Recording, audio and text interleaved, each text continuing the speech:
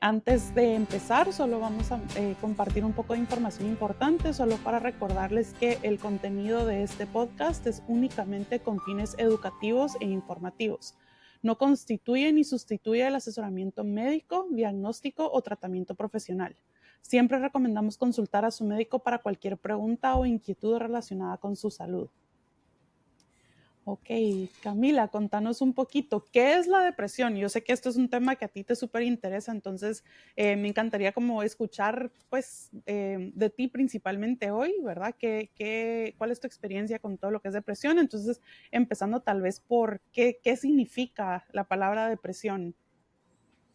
Ok, sí, la verdad es que estoy muy emocionada por este episodio, es de los temas que más me apasiona y vamos a hacer la diferencia entre depresión, de me siento deprimida, y el trastorno depresivo mayor, que va a ser el trastorno psiquiátrico, ¿verdad? Entonces el trastorno depresivo mayor, que también es conocido como depresión clínica o depresión mayor, es un trastorno del estado de ánimo caracterizado por la presencia persistente de sentimientos de tristeza, vacío o irritabilidad, junto con una pérdida de interés o placer en la mayoría de actividades diarias.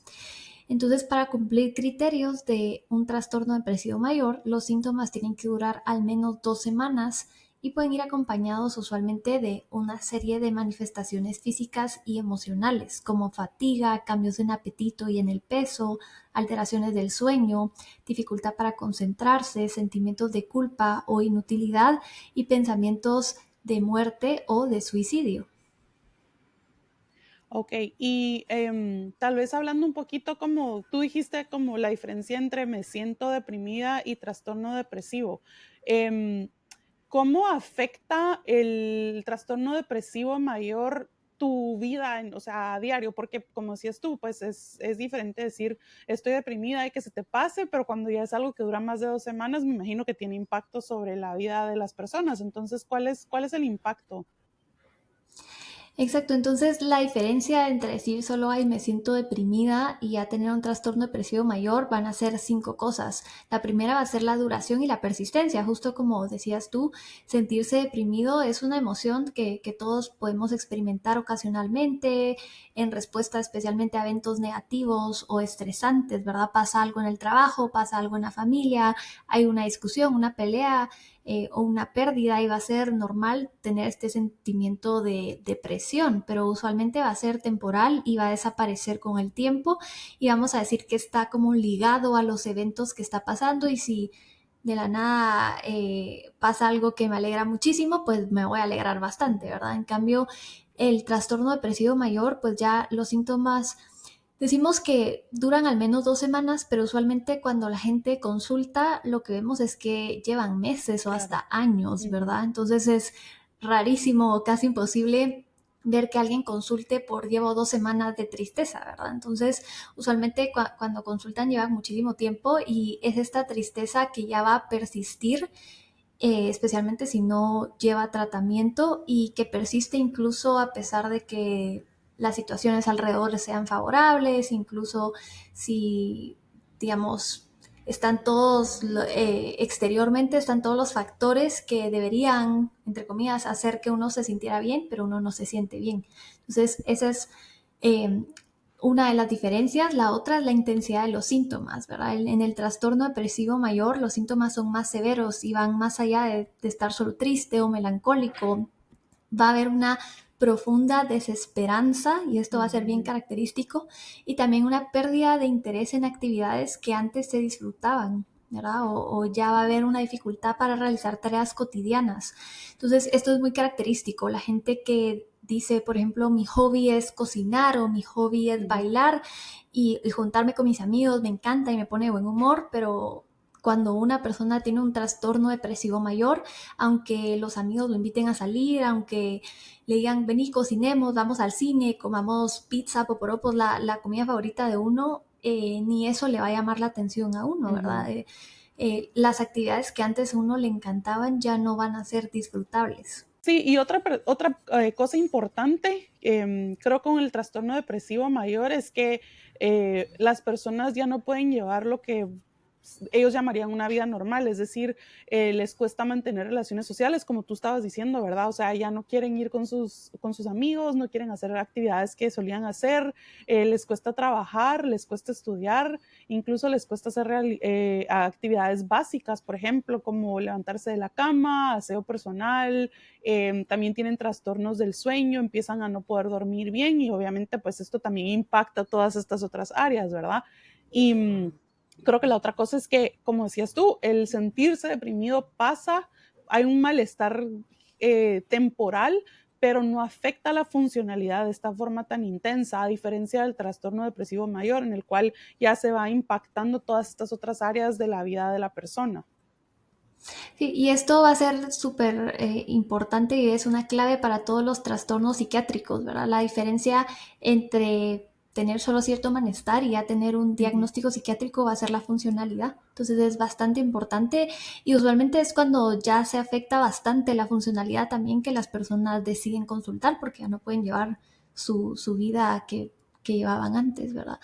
Y otra cosa son los síntomas adicionales, cuando solo es sentirse deprimido o es solo tristeza, pero como habíamos mencionado antes, el trastorno depresivo mayor pues ya va a incluir y va a afectar ciertas áreas como el apetito, el peso, fatiga extrema, insomnio o hipersomnia, dificultades para concentrarse, sentimientos de inutilidad o de culpa. En cambio, solo sentirse triste pues va a ser algo más pasajero. Y la otra cosa es la causa y la naturaleza, que también lo había mencionado un poquito antes, que sentirse deprimido usualmente es una respuesta natural a una situación específica, ¿verdad? Una pérdida, una frustración, un estrés, mientras que el trastorno depresivo mayor puede no tener una causa clara. Y esto es importante porque muchas personas con trastorno depresivo, por esto mismo de que no tenga una causa clara, se pueden llegar a sentir culpables, el decir, pero ¿por qué me siento así si no tengo razón? Si todo en mi vida está bien, si tengo un sistema de apoyo, si me está yendo bien el trabajo, si tengo todas estas cosas, ¿por qué me siento así? Y pues esta es la parte del trastorno depresivo mayor que vamos a ir hablando después, pero es un trastorno médico que va a involucrar factores biológicos, psicológicos y sociales y que necesita un tratamiento profesional. Y creo que la palabra clave ahí que tú dijiste es trastorno médico, ¿verdad? Porque yo creo que también hay un montón de estigma alrededor de la depresión y de el trastorno depresivo mayor, y me imagino que vas a hablar de eso un poquito más adelante, pero esto es un recordatorio importante para nuestros oyentes que es un diagnóstico médico. ¿Qué tan común es la depresión? Porque escuchamos todo el tiempo estoy deprimido, ¿verdad? ¿Qué tan común es y a quiénes afecta más? Pues el trastorno depresivo mayor es súper común. Se calcula que 300 millones de personas Wow. alrededor del mundo son afectadas por este trastorno y es una de las causas principales de discapacidad a nivel mundial. Ujú. Las personas que más son afectadas son mujeres embarazadas, adultos mayores, mujeres en la perimenopausia, niños y adolescentes. Se ha visto un aumento en la existencia o en la frecuencia del trastorno depresivo mayor y vienen muchísimos factores sociales y biológicos que vamos a hablar, pero sí es algo que se está volviendo cada vez más frecuente y más común. La prevalencia a lo largo de la vida, o sea, que a lo largo de la vida uno pueda desarrollar un trastorno depresivo mayor, usualmente a nivel mundial se dice que es del 12%, pero va a depender de cada país. Por ejemplo, en Estados Unidos llega a ser hasta el 21%, que es Ujú. un porcentaje bastante alto. Quería hacer la aclaración que estos datos son acerca de la depresión unipolar. Ujú. Entonces, esto es importante hacer la diferenciación porque hay también depresión bipolar. Las personas que tienen trastorno bipolar usualmente pueden tener depresión y esta depresión, aunque los síntomas sean muy parecidos o prácticamente iguales al de una depresión unipolar, se toman diferentes porque requiere completamente otro tratamiento, otro abordaje, entonces pues se separan. Entonces esa aclaración también es importante, que los datos que vamos a compartir acá es de depresión unipolar. Ok, súper. Y como este es un podcast para mujeres, ¿nos puedes contar un poquito sobre cómo, o sea, afecta la depresión más a las mujeres, afecta más en el ciclo menstrual, afecta más en diferentes etapas de la vida de la mujer y si ese es el caso, ¿por qué, verdad? Sí, de hecho, en las mujeres es el doble de la existencia de este trastorno comparado con los hombres, o sea que sí es bastante significativo y esto va a ser básicamente por factores hormonales y es por esto que estos trastornos del afecto, del estado del ánimo van a ser más comunes cuando hay periodos de cambios hormonales. Por ejemplo, en el ciclo menstrual, todos hemos escuchado del premenstrual Ujú. disorder, el PMS, que eso es otra situación, pero es otra muestra de cómo las hormonas pueden afectar nuestro estado del ánimo, también en el embarazo, en el posparto, que vamos a tener otro episodio acerca de Ujú. esto específicamente, y también en la menopausia. Y esto lo que se ve es que son como ventanas en las que las mujeres están sensibles o más propensas a poder tener depresión mayor. Mm. Y esto es porque el estrógeno va a afectar muchísimo nuestras emociones en el sentido que el estrógeno aumenta la proliferación, la migración y la diferenciación de las neuronas en el giro dentado y ayudan a mantener la función del hipocampo. El giro dentado es un área específica en nuestro cerebro que va a ayudar a regular bastante las emociones y también esta parte del hipocampo que es de las áreas del cerebro que se ven más afectadas en la depresión, ¿verdad? Y también el estrógeno tiene una influencia sobre el eje hipotálamo hipófisis adrenal del que vamos a hablar más adelante, pero básicamente pues nuestro cerebro y todo nuestro cuerpo, pero especialmente ahorita hablando de esto, nuestro cerebro tiene receptores de estrógenos y los estrógenos van a afectar en las funciones cerebrales y es por esto que en periodos en los que el estrógeno baja se puede ver más propenso uno a desarrollar el trastorno depresivo mayor. Y hay varios tipos de estrógeno. Está la estrona, el estradiol y el estriol. Y específicamente el estradiol, que también es conocido como el E2, es el que va a influir en el sistema de serotonina y de norepinefrina, que son neurotransmisores o sustancias en nuestro cerebro que regulan nuestro estado de ánimo y otras funciones cognitivas asociadas a la depresión, ¿verdad? Otra parte importante que cada vez se ve la importancia de los astrocitos en el trastorno depresivo mayor. Los astrocitos son unas células que antes se creía que eran solo de apoyo, como para limpieza o para mantener las defensas adentro de nuestro cerebro, pero ahora se ha visto que los astrocitos están muy implicados en los trastornos psiquiátricos, como en el trastorno depresivo mayor. Y estos también tienen receptores de estrógeno. Entonces, Mm. el estrógeno en esta parte de los astrocitos da efectos neuroprotectores. Entonces, al perder el estrógeno o al bajar el estrógeno, por eso es que estamos en un periodo de vulnerabilidad en desarrollar el trastorno depresivo mayor. Súper interesante. O sea que las mujeres, según lo que entendí, tienen el doble de incidencia de depresión o de trastorno depresivo mayor que los hombres. Me parece súper interesante y obviamente pues como que creo que todo el tiempo estamos descubriendo nuevos receptores de estrógenos en diferentes partes del cuerpo que es fascinante. Pero sí, gracias por explicar eso. Y bueno, con, ¿nos puedes contar un poquito como de cuáles son los síntomas principales de la depresión? O sea, ¿qué te haría a ti sospechar depresión en una persona que te dice llevo triste 2 semanas o llevo deprimido 2 semanas versus tengo trastorno depresivo mayor? Acá algo importante es que los síntomas son muy variados. Como ya había mencionado antes, por ejemplo, el sueño puede aumentar o disminuir. O sea, puede ser una persona que esté durmiendo 10 horas, 12 horas y a pesar de eso pase con sueño todo el día. Eso definitivamente pues es una alarma. O puede ser el contrario, una persona que intente dormir y lleve días sin dormir, está súper cansado pero no lo logra y tiene mucho insomnio. Entonces, porque podemos estar en estos extremos, tanto en el sueño como en el apetito, igual puede haber gente sin apetito, que no coma y no le dan ganas de comer, o puede haber gente que pase comiendo todo el día. Entonces, por esta como variabilidad de los síntomas es que se va a ver muy diferente un trastorno depresivo mayor en una persona A que en una persona B. Y es por esto que, pues en general, la psiquiatría hay que individualizarla mucho, pero como el resumen es que estos síntomas van a afectar el funcionamiento en los ámbitos emocional, ¿ok? Va a haber mucho disconfort, mucho malestar emocional, también en la parte física, en cuanto a falta de energía, en cuanto a ya sea el sueño aumentado o disminuido, el apetito aumentado o disminuido, y muchos síntomas cognitivos que curiosamente son a veces por los que más consultan las personas. A veces ya están acostumbradas al malestar emocional y, y llevan meses así y se pueden aguantar, digámoslo así, pero ya cuando les empieza a afectar el trabajo, ya sienten que ya no están rindiendo igual, ya están muy distraídos, no se pueden concentrar, ahí es cuando usualmente van a consultar. Entonces el resumen es ánimo deprimido, ánimo bajo, o sea,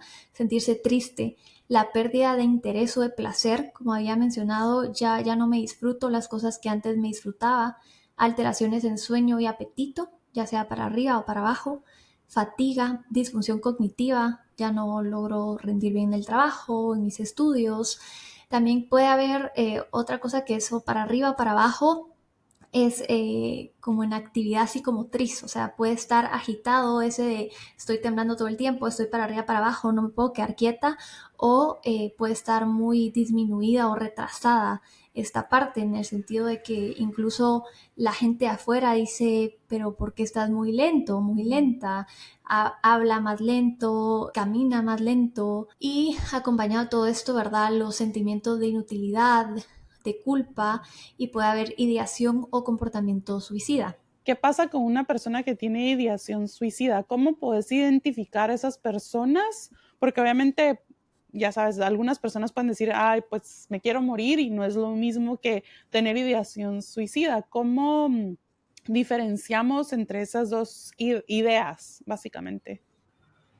Sí, va a haber una diferencia entre tener una idea de muerte o sufrir ideas de muerte y una ideación suicida, ¿verdad? Las ideas de muerte es, por ejemplo, cuando la gente dice, me voy a dormir ahorita y si me quedo dormida y ya no me despierto, pues no estaría mal, estaría bien. La verdad es que preferiría si no me despierto. Ujú. O si yo dejara de existir, todo estaría mejor. O quiero que todo esto termine, pero no es un me mataría. O sea, Ujú. estas personas dicen yo nunca me mataría, pero sí quiero que todo esto termine. O si yo dejara de existir, el mundo estaría mejor y yo estaría mejor y yo dejaría de sufrir.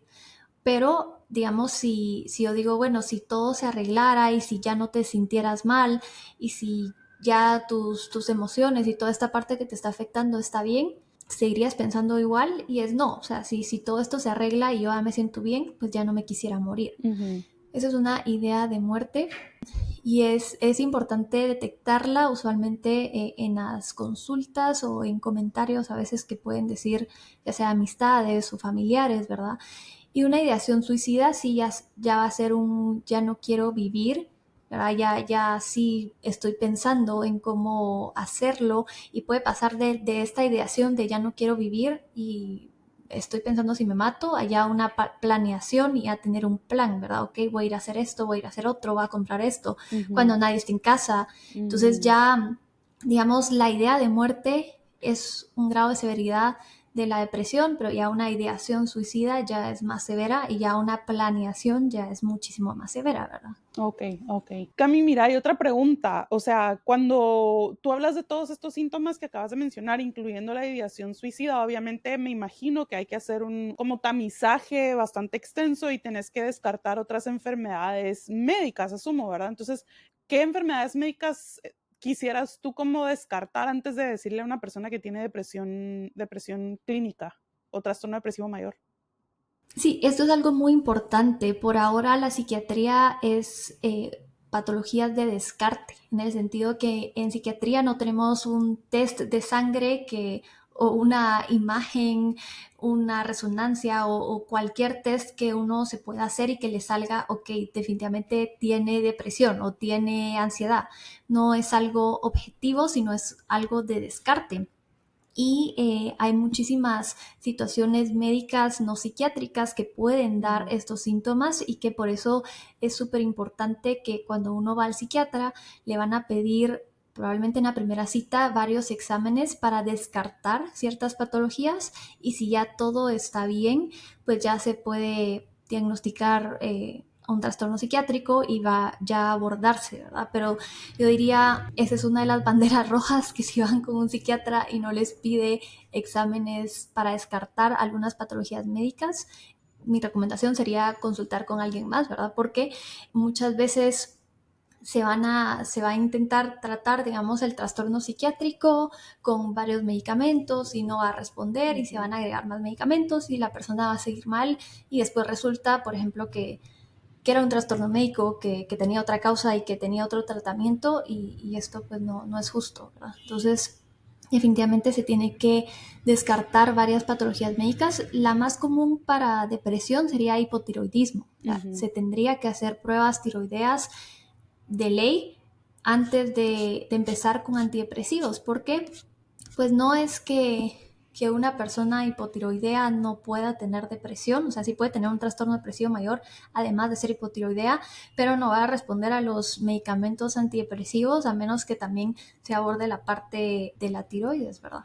Totalmente. Creo que una de las cosas que me parece súper interesante de todo eso es que incluso las personas que tienen, o sea, creo que va de las dos formas, ¿verdad? Puede ser que alguien que tenga síntomas que sean sugestivos de depresión y si no se le chequean algunos exámenes de sangre, como los exámenes de tiroides, por ejemplo, esté siendo mal manejado por un psiquiatra porque tal vez no han descubierto otra causa médica, pero también del otro lado, ¿verdad? Alguien que tiene hipotiroidismo diagnosticado está tomando su hormona tiroidea o sus niveles de las hormonas están en límites normales y esta persona está diciendo que se siente cansado, que está durmiendo más de la cuenta, que tal vez está como un poco más lento y todo. Tampoco anclarse al diagnóstico de hipotiroidismo, ¿verdad? Porque muchas veces puede ser que las personas digan, ay, seguro es porque tu tiroides no está bien. Y puede ser que sí sea depresión, como decías tú, las dos pueden coexistir y no quiere decir que sean mutuamente excluyentes, pero sí creo que es importante que siempre hagamos como una investigación y un tamizaje extenso para que descartemos una o la otra si se puede. Exacto, y esto es muy importante ya que vamos a ver que la comorbilidad o tener dos enfermedades, en este caso no va a ser la excepción o no va a ser lo raro, ¿verdad? Sino más va a ser la regla o va a ser muchísimo más común tener dos enfermedades, especialmente una médica y en este caso el trastorno depresivo mayor, porque vamos a ver que hay una relación bidireccional en el que el trastorno depresivo empeora la enfermedad médica y la enfermedad médica empeora el trastorno depresivo. Entonces muchas veces, ¿qué vino primero, luego la gallina? No se sabe, pero sí van a estar las dos patologías presentes y vamos a tener que abordar las dos para que el paciente se pueda sentir bien. Y si ignoramos ya sea la patología médica o la patología psiquiátrica, el paciente no va a lograr estar al 100 y no va a poder mejorar como debería. Y acá voy a mencionar que el trastorno depresivo mayor es un factor de riesgo para enfermedades neurodegenerativas, por ejemplo, la demencia, el Alzheimer, el Parkinson, también enfermedades cardiovasculares, el infarto agudo al miocardio, y cada vez hay más estudios acerca de esto, de verdad. Es un tema que a mí me apasiona y que creo que vamos a ir hablando más después de cada una de estas, pero, por ejemplo, en pacientes infartados, aumenta muchísimo el riesgo de sufrir un trastorno depresivo. Y si sufre un trastorno depresivo, aumenta el riesgo de reinfartarse. Entonces ahí se vuelve algo bidireccional, que una patología alimenta a la otra y se vuelve un ciclo vicioso, ¿verdad? Igual las enfermedades metabólicas, la obesidad, cada vez hay más información de la obesidad asociada al trastorno depresivo, igual las enfermedades endocrinas, el síndrome metabólico, la diabetes mellitus.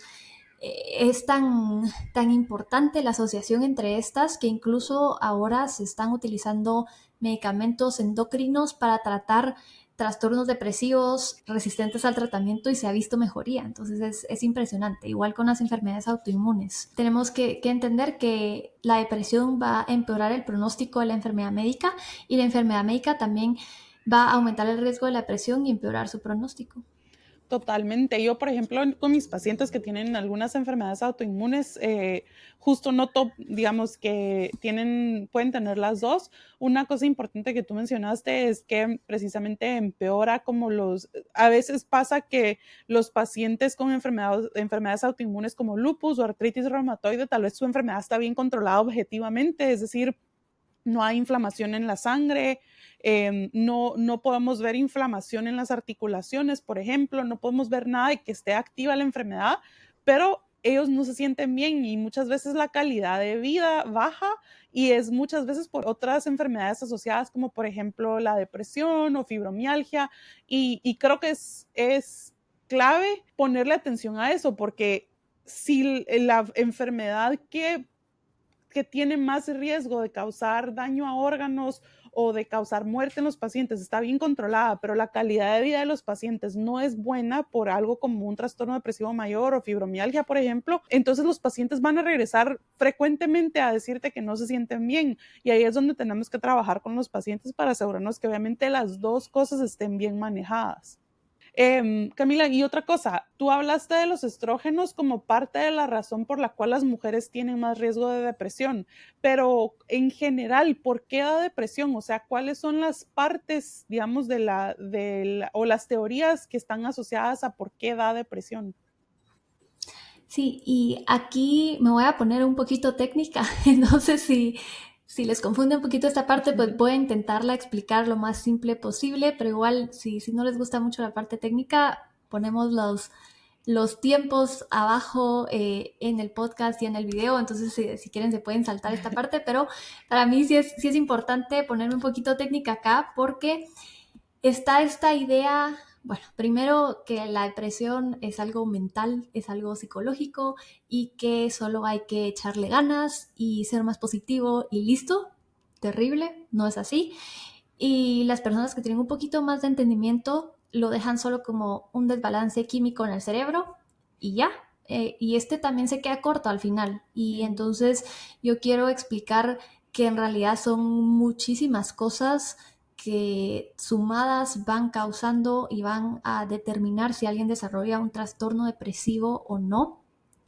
Y al final, por eso es clave la palabra que tú usas de teorías, porque no hay una causa específica, por ejemplo, como en otras enfermedades, que sea este gen específico causa tal enfermedad o la resistencia a la insulina causa la diabetes. Acá no, acá van a haber muchísimos aspectos que sumados uno empeora al otro y al final el resultado de la ecuación final va a ser que se dé o no el trastorno depresivo.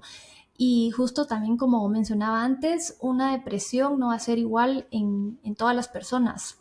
Entonces es una patología muy diversa, muy individual y las causas en una persona no van a ser las causas en otra. Entonces por eso sí me quiero adentrar un poquito en esta parte y espero que les sirva también para entender, porque muchas veces como el cerebro no es algo que podamos ver por fuera, yo muchas veces uso esta analogía con mis pacientes y es que si vemos que tiene el brazo fracturado y lo vemos literal partido en dos y una parte colgando, las personas van a decir, no, o sea, definitivamente estás mal, corre a un hospital y si te tienen que operar, que te operen. Pero como el cerebro en general el proceso de la depresión es algo interno, no va a ser algo externo que podamos ver y justamente pues no hay un marcador específico, aunque pues ya hay algunos en desarrollo y espero que dentro de no mucho tiempo ya hayan algunos marcadores específicos para depresión, pero por el momento no. Entonces no hay algo objetivo y esto tal vez le hace que las personas le resten importancia y digan, no, solo hay que ser más positivo y todo va a mejorar. Entonces por eso pues me quiero adentrar un poquito en esta parte. No, y cuando tú decís que están estudiando marcadores, te referís como a moléculas en la sangre, ¿verdad? Que podrían ser cosas que nos den como una pista de que las personas tienen depresión, porque esos marcadores los usamos para otras cosas, como tú mencionabas al principio. Para diabetes tenemos la hemoglobina glicosilada, en pruebas por ejemplo, en enfermedades autoinmunes podemos usar marcadores inflamatorios o podemos usar algunos laboratorios específicos para lupus y eso no lo tenemos todavía para depresión, ¿verdad? Y eso es a lo que tú te referías, creo yo, ¿no?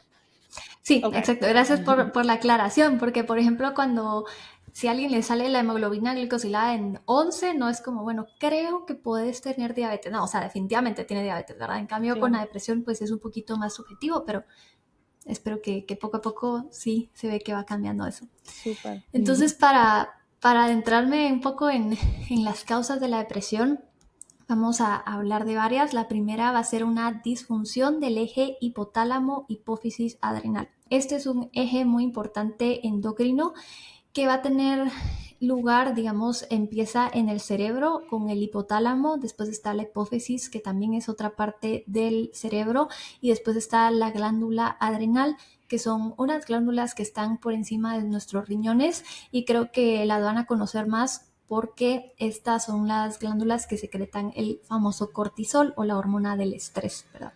Entonces, este eje es muy importante ya que uno señaliza al otro, que señaliza al otro en cuanto a la producción del cortisol y de otras hormonas, y esta hormona también después señaliza, por ejemplo, al hipotálamo como ya es suficiente, podemos silenciarnos y podemos dejar de producir cortisol.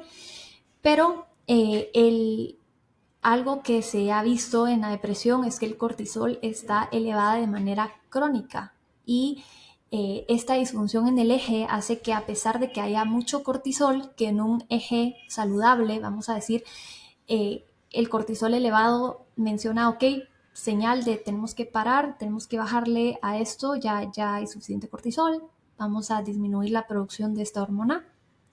Pero en una disfunción del eje, esta retroalimentación negativa, o sea, esta señalización del cortisol de ya paremos esta parte del eje, no se da, o sea, hay una resistencia ante esto y entonces hay una hiperactividad de este eje. Y se ha visto que tener el cortisol elevado por mucho tiempo de manera crónica causa cambios en la sinapsis. Las sinapsis es este espacio de comunicación entre neuronas en las cuales se da mucha señalización. Entonces van a haber cambios en la sinapsis y va a haber esta hiperactividad del eje donde no se va a dar la retroalimentación negativa, o sea, no se va a dar la señal de paremos con el cortisol, bajémosle, y también tener el cortisol elevado va a dañar la microglía y los astrocitos, que como había mencionado antes, los astrocitos y la microglía son estas células como de soporte cerebral, ¿verdad? En el cerebro están las neuronas, que son las células principales, y están estas otras de soporte que ayudan a nutrir, ayudan a mantener la inmunidad estable, la inflamación, y entonces también el cortisol elevado de manera crónica los va a dañar, una de las cosas que puede desencadenar un trastorno depresivo. Igual el eje hipotálamo-hipófisis también va a señalizar hacia la tiroides, y se ha visto que el cortisol, que es la parte que se produce en adrenal, ¿verdad?, afecta directamente el eje también de la tiroides, que especialmente la TRH o la hormona liberadora de tirotropina. Entonces, por esto también hay una gran asociación entre hipotiroidismo y depresión. Ok, y tú antes habías mencionado neurotransmisores como la serotonina y la norepinefrina, y sé que muchos de estos medicamentos afectan estos neurotransmisores. ¿Cómo impactan estos neurotransmisores, o cómo pueden causar, o cuál es la teoría de que estos neurotransmisores están involucrados en la depresión? Sí, esta es la segunda posible causa de un trastorno depresivo, son los neurotransmisores, especialmente la deficiencia de monoaminas, que monoaminas es un grupo de estos neurotransmisores en los que está la serotonina, la dopamina y la norepinefrina. Esto es, digamos, a esta teoría es a la que la gente hace mención cuando dice que es un desbalance químico en el cerebro, que vamos a ver que sí juega un papel importante, pero no es la respuesta de todo. Se le había echado la culpa, vamos a decir, a los neurotransmisores como la única causa de la depresión, justamente porque muchos antidepresivos van a actuar a estos niveles, pero vamos a ver que solo es uno de las partes, un factor en todo esto. Entonces, la serotonina, pues bueno, los neurotransmisores son estas moléculas que mandan señales y generan cambios a nivel de nuestro cerebro. Entonces, uno de estos es la serotonina, y la serotonina va a regular muchas cosas, por ejemplo, el estado del ánimo, el apetito, el sueño, el dolor. Si se dan cuenta, todo esto está asociado a los síntomas que hablamos de la depresión. Pero además de esto, también juega un papel importante en la neuromodulación y en la neuroplasticidad. o sea, en adaptarnos a cambios, la neuroplasticidad, de esta parte en la que puedo generar un cambio para bien o para mal en mi cerebro. Y lo que sí definitivamente se ha visto es que disminución de serotonina es un factor de riesgo para un trastorno depresivo mayor, pero no es necesariamente como la regla, pero que esté disminuida la serotonina sí definitivamente es un factor de riesgo. Y algo importante para ver la versatilidad y lo complejo de la serotonina es que la serotonina tiene 14 subtipos diferentes de receptores. Entonces, dependiendo de qué receptor hay en qué parte del cerebro y cuáles se activan y cuáles se silencian, va a ser la modulación que logra hacer la serotonina al nivel de cerebro, ¿verdad? Entonces, la serotonina controla mucho la actividad neuronal y también es una vía de señalización para controlar la expresión genética. Entonces, puede activar o silenciar genes y va a modular también otros neurotransmisores. O sea, la serotonina es como el modulador estrella del cerebro que va a impactar también la norepinefrina, la dopamina, el glutamato y otros neurotransmisores. Otro de los neurotransmisores de las monoaminas que sale a relucir acá es la norepinefrina. Y la norepinefrina está muy implicada en el sistema de estrés, también va a ayudar a la atención, a la concentración, a los estados de vigilia y regula otras funciones neuronales como las sensaciones, el movimiento y el olfato. Otro importante que juega un papel acá es la dopamina. La dopamina es súper importante en cuanto a atención, concentración, interés, expectativa y recompensa y el placer. Quedamos, como se recuerdan, igual se va a ver afectado en la depresión porque pues ya no vamos a sentir placer por las cosas que antes sentíamos, por nuestros hobbies, por pasar tiempo con nuestra familia, con nuestros amigos. Entonces la dopamina sí está afectada. Definitivamente se ha visto que en el trastorno depresivo mayor la neurotransmisión o la utilización de la dopamina está reducida y vemos que el estrés crónico va a reducir los niveles de dopamina. Entonces acá también el estrés crónico juega un papel importantísimo en qué causa el trastorno depresivo mayor. Igualmente, la dopamina va a impactar a nivel de disfunción de astrocitos y de cambios en la neurotransmisión. Ahora, otros neurotransmisores fuera de las monoaminas que también van a jugar un papel importante en la depresión es el glutamato y el GABA. El glutamato es el neurotransmisor excitatorio principal, o sea, el que nos activa a nivel cerebral, y este regula la información sensorial, o sea, de todos nuestros sentidos, también el almacenamiento de la memoria, que vamos a ver que la memoria está muy afectada en el trastorno depresivo mayor. Las personas empiezan a sufrir lo que podría parecer un cuadro de demencia, ¿verdad? Pero en realidad es solo la depresión. Y va a regular también otros procesos como la adquisición de la energía para el sistema nervioso central, o sea, para el cerebro. Y acá es donde también el glutamato tiene una relación especial con la insulina, que como mencioné, ahora medicamentos endocrinos para el síndrome metabólico, para la diabetes, están usándose para trastornos psiquiátricos resistentes al tratamiento psiquiátrico y al agregarles esta parte del tratamiento endocrino mejoran muchísimo y no solo pues en medicamentos, sino incluso en situaciones como dietas que sirven para trastornos endocrinos. Se ha visto que mejoran muchísimo los trastornos psiquiátricos y es por esta relación estrecha entre la insulina y la energía y el glutamato en el sistema nervioso central. Y acá también va a jugar un papel la inflamación, especialmente el glutatión. El cerebro, vamos a ver que es un órgano muy sensible a la inflamación y el glutamato también tiene una influencia en esto.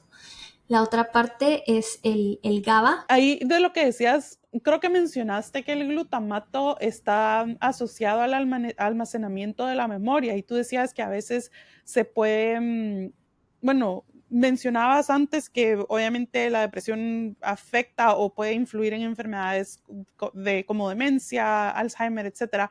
Pero otra cosa que también estaba pensando con todo lo que estabas diciendo tú es que también con pacientes que son de edad avanzada no querés como diagnosticarlos con demencia sin haber hecho un tamizaje para depresión, ¿verdad? Porque ahorita que decías tú eso, estaba pensando, es cierto que tenemos todas estas teorías de la depresión y muchas veces los adultos mayores su depresión se presenta como problemas de memoria y creo que eso es como, me parece súper interesante porque estos pacientes son los que tal vez toda la gente dice como que, ay, es que tiene demencia senil o, es que sí, ya se le está olvidando todo y tal vez es algo que sí se podría tratar, ¿verdad? Que ellos solo necesitan ser diagnosticados adecuadamente con depresión y luego empezar el tratamiento y todos esos problemas de memoria mejoran. Entonces, solo quería agregar eso porque creo que lo he visto con pacientes yo también y creo que es algo que es reversible.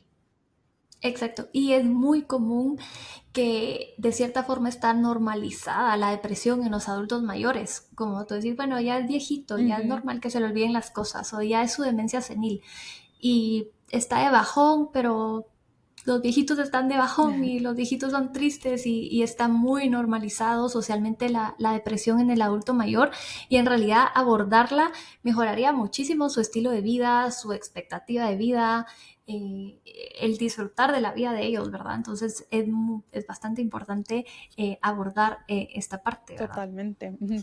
Ya para terminar con el último neurotransmisor del que vamos a hablar como posible causa de la depresión es el GABA. Y así como el glutamato era el neurotransmisor como excitatorio principal, pues este es el inhibitorio principal. O sea, el GABA es como el que nos baja, el que nos relaja, y el GABA sostiene el ciclo del sueño, ayuda en la regulación emocional y tiene un efecto ansiolítico. Nos relaja y nos mantiene tranquilos. Entonces también este va a jugar un papel en la depresión. Otra teoría de la depresión es la parte de la inflamación. ¿Verdad? Tenemos, el cuerpo produce ciertos químicos llamados citoquinas que estimulan inflamación en nuestro cuerpo y tienen una razón de ser estas citoquinas, ¿verdad? Porque estas sustancias lo que hacen es protegernos de cualquier cosa que nos pueda causar daño. Entonces, una infección o cualquier enfermedad como un cáncer o algo, lo que quiere nuestro cuerpo es como atacar eso y crear estas sustancias proinflamatorias que van a ayudar al cuerpo a recuperarse de estas cosas. Pero esas citoquinas proinflamatorias, obviamente como causan inflamación en el cuerpo, pueden tener un efecto también en inflamación en órganos que no necesariamente se benefician de esas citoquinas proinflamatorias. De las más comunes, hay muchísimas citoquinas proinflamatorias, pero las más comunes que siempre pensamos que muchas tienen que ver con las enfermedades que yo manejo también como reumatóloga es la interleucina 1, la 1B específicamente, la interleucina 6, el TNF-alfa y el interferón gamma. Y muchas de las enfermedades autoinmunes inflamatorias como lupus, artritis reumatoide, artritis psoriática o cualquier otro tipo de enfermedad inflamatoria autoinmune suelen tener elevación de estas citoquinas y muchos de los medicamentos que tenemos para estas enfermedades justamente lo que hacen es tratar de bloquear estas citoquinas que funcionan en el cuerpo para no causar inflamación. Entonces, esto también me parece súper interesante, que también es una parte de la depresión y también por otro lado tenemos especies reactivas de oxígeno que son como estas moléculas que vienen, así como tenemos los antioxidantes que atacan a estas especies reactivas de oxígeno, estos son como los agentes oxidantes, por así decirlo, del cuerpo. Y entonces, y estas especies reactivas de oxígeno lo que hacen es activar una parte del cuerpo que se llama un mecanismo del cuerpo que se llama inflamasoma, que básicamente lo que hace es causar inflamación, porque lo que está buscando es atacar ciertas cosas en el cuerpo que detecta como un peligro. Y esto es, ahorita Camila nos va a explicar que esto es bidireccional y va de ambos lados. Sí, y justamente vamos a ver que la inflamación o las enfermedades inflamatorias pueden causar un trastorno depresivo. Igualmente el trastorno depresivo es una enfermedad inflamatoria, entonces es por esto que es bidireccional. Y otra parte en esto de la inflamación es que la serotonina que vimos que es de los neurotransmisores principales en la depresión, viene derivado del triptófano. El triptófano es un aminoácido que nuestro cuerpo va a convertir en la serotonina. Pero al estar inflamados, el triptófano, en lugar de convertirse en serotonina, se va a convertir en quinurrenina, y la quinurrenina se convierte luego en ácido quinolínico. Este ácido quinolínico es neurotóxico y en realidad va a afectar de una manera negativa a las neuronas. Entonces acá lo que pasa es que va a haber una disminución de serotonina porque el triptófano ya no se está convirtiendo en serotonina, entonces esto nos va a afectar, pero si esto fuera poco, igualmente se va a convertir en quinurrenina, que se convierte en ácido quinolínico, y esto encima va a ser neurotóxico. Entonces acá hay dos partes que se afectan bastante en el metabolismo del triptófano por la inflamación. Y cabe resaltar que hay más de 100 genes diferentes asociados, entonces hasta ahora no se ha encontrado ninguna variación genética única que aumente el riesgo de un trastorno depresivo mayor. O sea, no es como esta genética mendeliana de recesivo dominante, tengo el gen o no, sino van a ser como muchas partes específicas de genes que pueden sumar a tener un factor de riesgo o no, pero todo esto suma a que sí tiene una heredabilidad importante.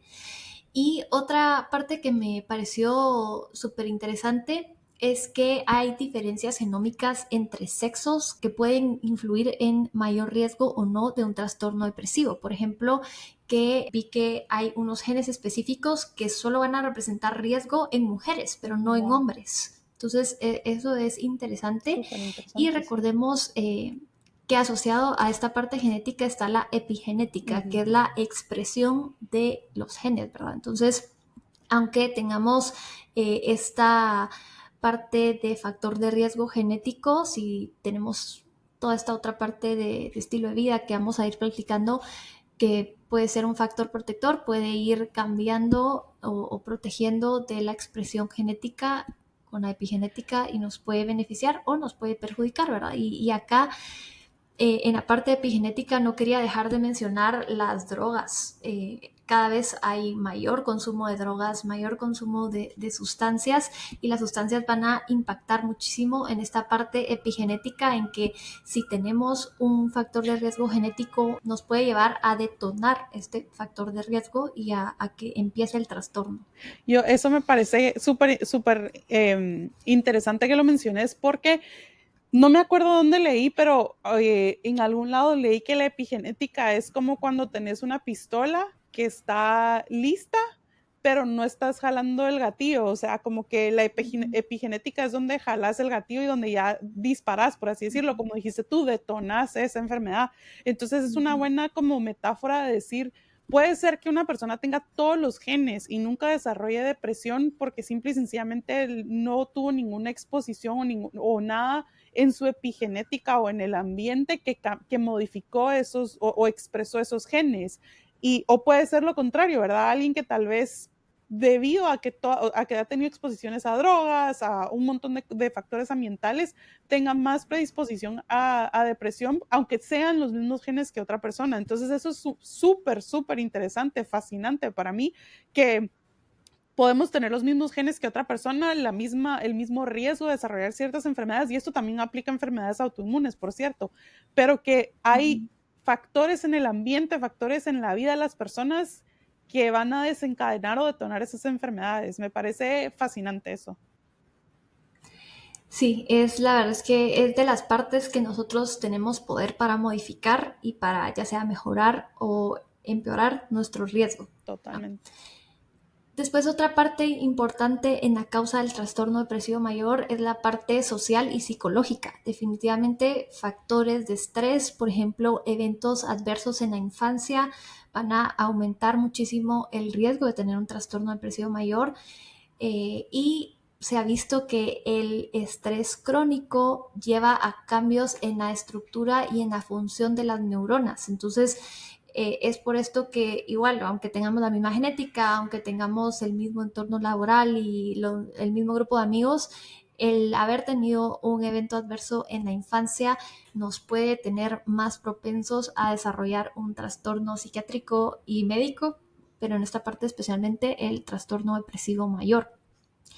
De hecho, se dice que con solo una pregunta, hay un test de eventos adversos en la infancia que es súper recomendado pasarlo en todos los pacientes, pero con una sola pregunta, y la pregunta es si tú en tu infancia tenías alguien a quien recurrir, con quien te sentías seguro. Por ejemplo, si te pasa algo en el colegio o algo con tus amigos o algo con un familiar, si había alguien a quien uno pudiera recurrir y sentirse seguro. Wow, Solo con esa pregunta, si esa pregunta es no, aumenta muchísimo el riesgo de enfermedades psiquiátricas y médicas. Entonces, es algo impresionante. interesante. Ujú. La otra parte que también va a estar muy implicada en el trastorno depresivo es la remodelación estructural y funcional. Entonces se ha visto que incluso van a haber cambios en resonancia magnética, no en todos, pero sí en muchas depresiones se pueden ver cambios. Por ejemplo, el hipocampo va a estar disminuido de tamaño, va a estar Ujú. atrofiado en las depresiones. Entonces, si hay un cambio puramente como estructural, anatómico, que se va a ver en el trastorno depresivo. Y que eso apunta a que no es solo como un trastorno psicológico mental, ¿verdad? Si hay cambios en el Ujú. cerebro, es obvio que es algo médico, algo está pasando en el cerebro, si hay reducción en el hipocampo, no es simplemente algo que, como decís tú, ay, bueno, solo hay que estar de feliz y de buen humor, o como ese toxic positivity, ¿verdad? Que pues como que estar positivamente feliz todo el tiempo. Es imposible cuando alguien tiene depresión con cambios a nivel cerebral. Sí. Y ahora ya para terminar con las otras causas o los otros factores que van a impactar el desarrollo de una depresión, son 4 cosas. La primera va a ser la energía y especialmente el ATP. Entonces sabemos que el ATP es como la unidad energética de la célula, y se ha visto que en la deprivación crónica de sueño, y esto es algo que cada vez es más común, y creo que nosotras como médicas, yo siempre peleo con la deprivación crónica de sueño que Total. sufrimos en la facultad y en las prácticas y en general en todo nuestro entrenamiento, pero se ha visto que la deprivación crónica del sueño va a causar que el ATP se vuelva extracelular en lugar de intracelular. Y el ATP extracelular es citotóxico para las neuronas. El siguiente factor es el estrés oxidativo. Y es que, como había mencionado Dominic antes, el estrés oxidativo es como el contrario del antioxidante, ¿verdad? Y entonces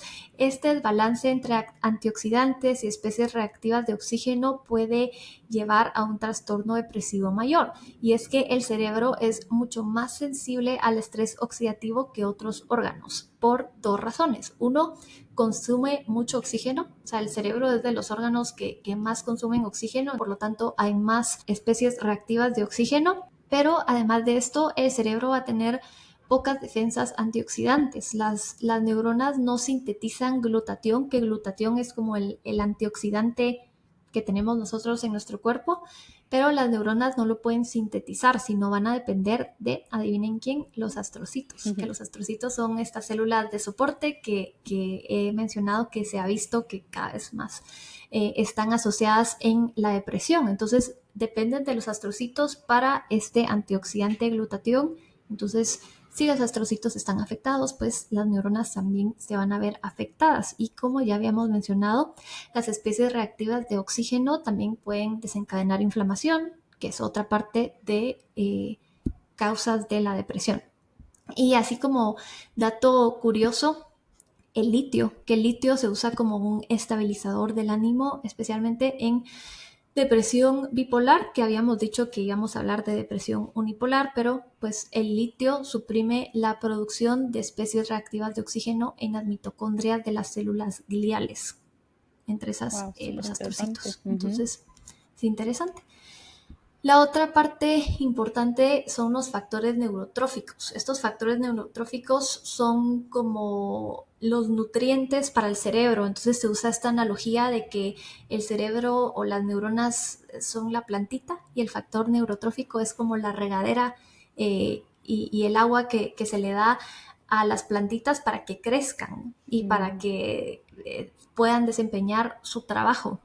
Entonces, el factor neurotrófico más común o de los más importantes en el cerebro es el BDNF.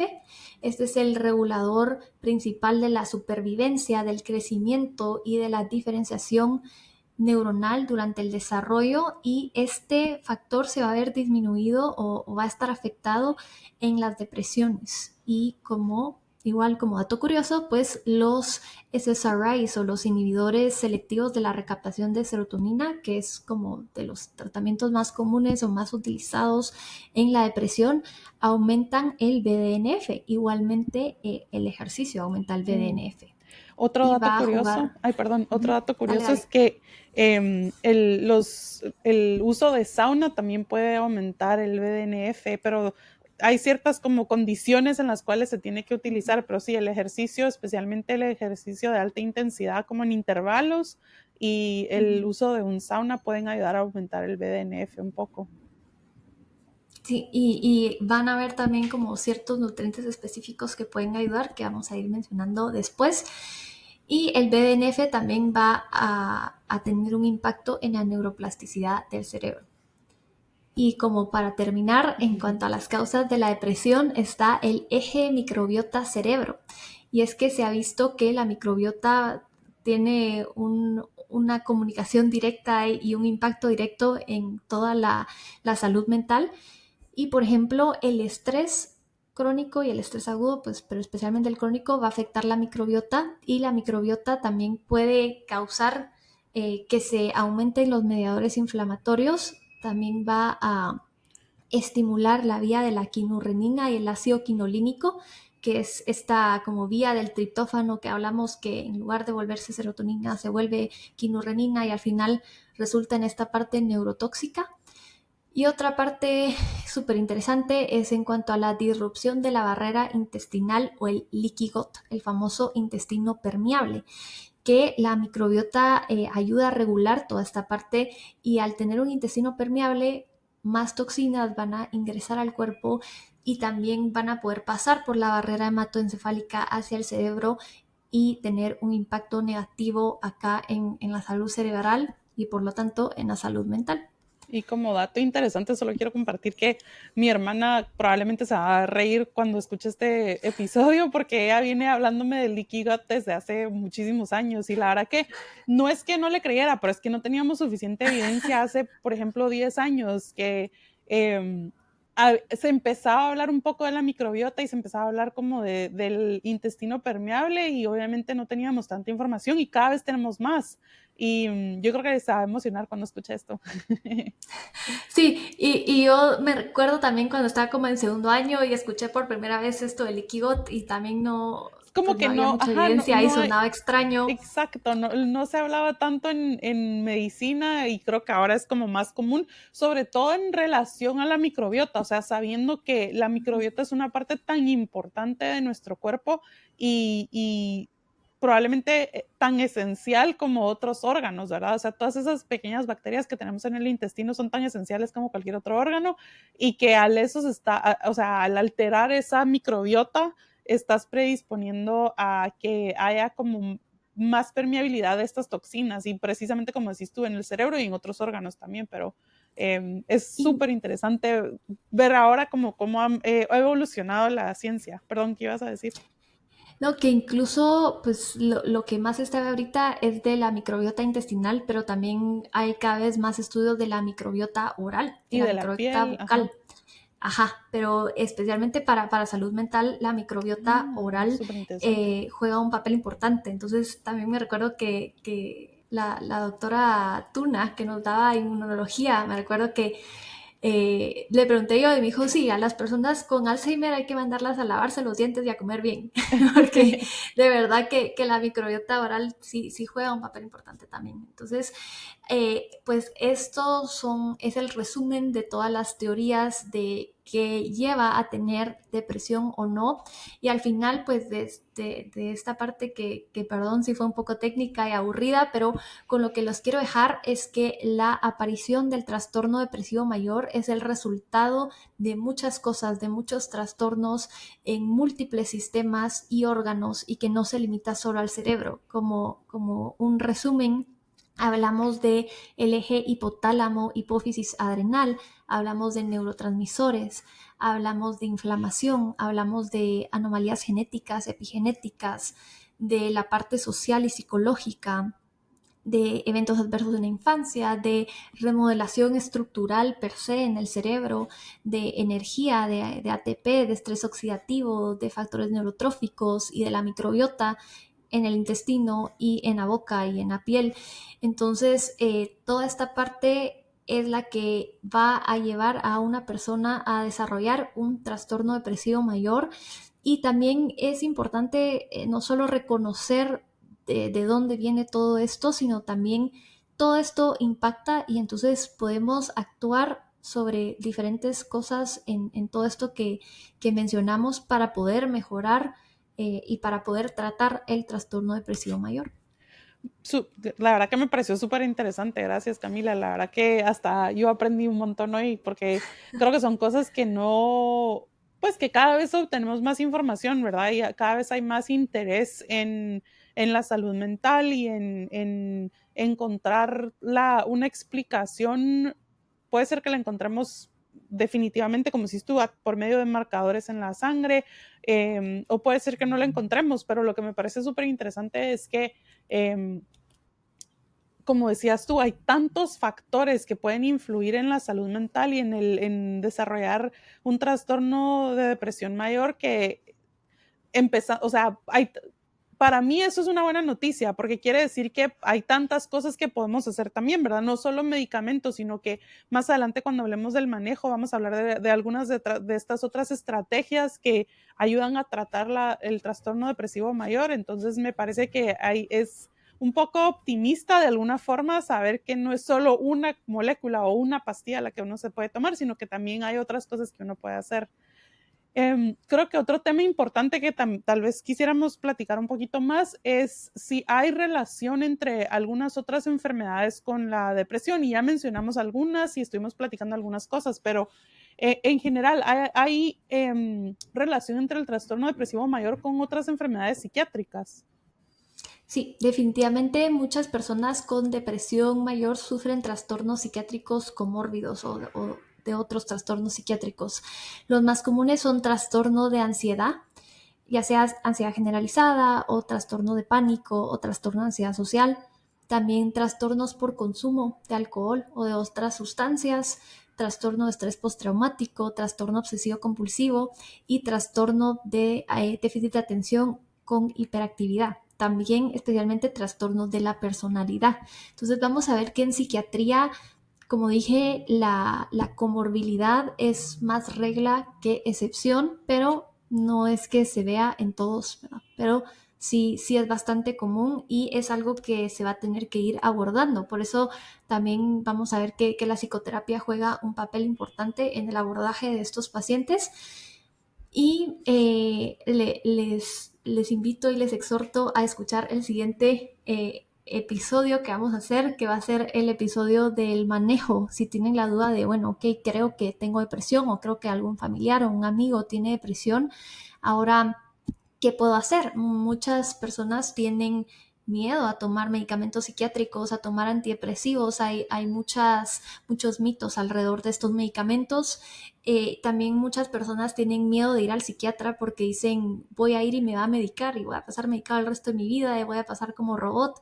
Pero vamos a ir hablando todos estos miedos, todas estas opciones de tratamiento en el siguiente episodio. No solo medicamentos, sino toda la terapia adyuvante o coadyuvante, también la prevención en cuanto a, para darles un preview, sueño, dieta, ejercicio, mindfulness y meditación, intervenciones sociales. Y en dieta no solo vamos a hablar de alimentos, sino vamos a hablar de nutrientes específicos, que es algo también que se debería de hacer examen antes de dar un diagnóstico y antes de empezar un tratamiento.